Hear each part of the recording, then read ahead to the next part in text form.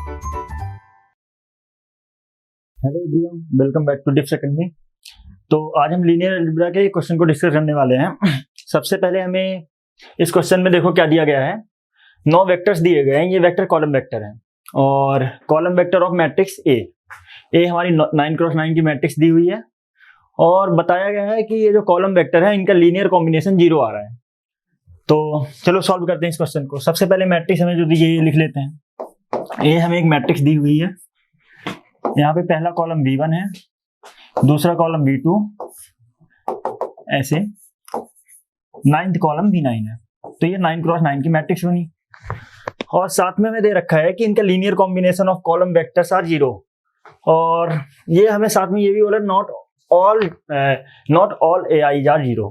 तो इसका मतलब क्या हो रहा है कि summation of I equal to 1 to 9 AI VI equal to 0। तो इसका मतलब ये हुआ कि ये जो सारे के सारे वेक्टर्स हैं ना, अगर इन वेक्टर्स का सेट बनाया जाए तो वो लीनियरली डिपेंडेंट होगा। तो सबसे पहले करते हैं, ये जब वेक्टर्स का सेट लीनियरली डिपेंडेंट है, कॉलम इसके जो कॉलम स्पेस बनेगा उसकी जो डायमेंशन होगी 9 तो नहीं आएगी, 9 से कम आने वाली है। तो कॉलम स्पेस ऑफ ए क्या आ रहा है, dimension of column space of A is less than 9।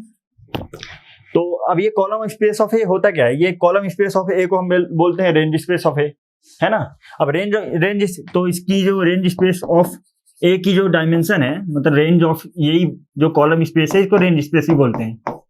तो इसकी जो डायमेंशन है लेस देन 9, तो इसका मतलब रैंक इसकी 9 से कम है और जब रैंक 9 से कम है तो इसका डिटरमिनेंट 0 होगा। तो ये इंप्लाई कर रहा है determinant of A equal to 0, ठीक। और डिटरमिनेंट जब ए 0 हो गया तो इसके नल स्पेस में कम से कम एक नॉन जीरो वेक्टर आना जरूरी है ना। तो इसकी नलिटी जो है, नलिटी की डायमेंशन या तो 1 होगी या तो 1 से ज्यादा होगी। तो मतलब इसकी जो नलिटी है ग्रेटर देन और इक्वल टू 1 होगी। मतलब नलिटी ऑफ ए की बात करें जब ग्रेटर देन और इक्वल टू 1 हो जाएगी, है ना। अब बात करते हैं ये इसके सॉल्यूशंस के बारे में पूछ रहा है, ठीक। तब ये है क्या चीज देख लेते हैं पहले। तो सबसे पहले हमें इसके सॉल्यूशन के बारे में डिस्कस करना है। AX equal to summation of VI I equal to 1 to 9, इसके बारे में डिस्कस करना। तो ये है क्या, ये बेसिकली हमारे कॉलम स्पेस में बिलोंग कर रहा है या नहीं वो देखो। तो ये हमारे सारे कॉलम वेक्टर का सम है, तो कॉलम स्पेस में तो बिलोंग करेगा ही करेगा। तो इसको मान लो B मान लेते हैं। तो ये कहाँ बिलोंग कर रहा है, कॉलम स्पेस ऑफ A, है ना। तो यहां से क्या इंप्लाई हो रहा है कि जब ये कॉलम स्पेस ऑफ ए में बिलोंग कर रहा है तो AX इक्वल टू बी के पास सॉल्यूशन तो पक्का एग्जिस्ट करेगा, हैज सॉल्यूशन, है ना। इसके पास सॉल्यूशन तो पक्का होगा, है ना। और दूसरी बात, हमारे नल स्पेस की डायमेंशन कितनी है, dimension of null space is greater than 1, है ना। ग्रेटर देन और इक्वल टू 1 कुछ भी हो सकती है। तो नल स्पेस की डायमेंशन ए क्या 1 से ज्यादा है। तो इसका मतलब क्या हुआ कि जो हमारे सॉल्यूशन होंगे वो इनफाइनाइटली मैनी सॉल्यूशंस हो जाएंगे। It has infinitely many solutions, है ना। ये क्यों हो रहा है, क्योंकि हमारे नल स्पेस की डायमेंशन 1 से ज्यादा है। तो नल स्पेस में इनफाइनाइट नंबर ऑफ वेक्टर्स आ जाएंगे ना। एक नॉन जीरो वेक्टर आया तो उसके सारे लीनियर कॉम्बिनेशन भी आ जाएंगे। और जब कोई भी एक सोल्यूशन एग्जिस्ट कर जाएगा, AX इक्वल टू बी का कोई भी एक सोल्यूशन अगर एग्जिस्ट किया तो उसके साथ कॉसेट ले लेंगे तो वो भी सोल्यूशन बन जाएंगे। इसलिए इसके इनफाइनाइटली मैनी सोल्यूशंस हो जाएंगे।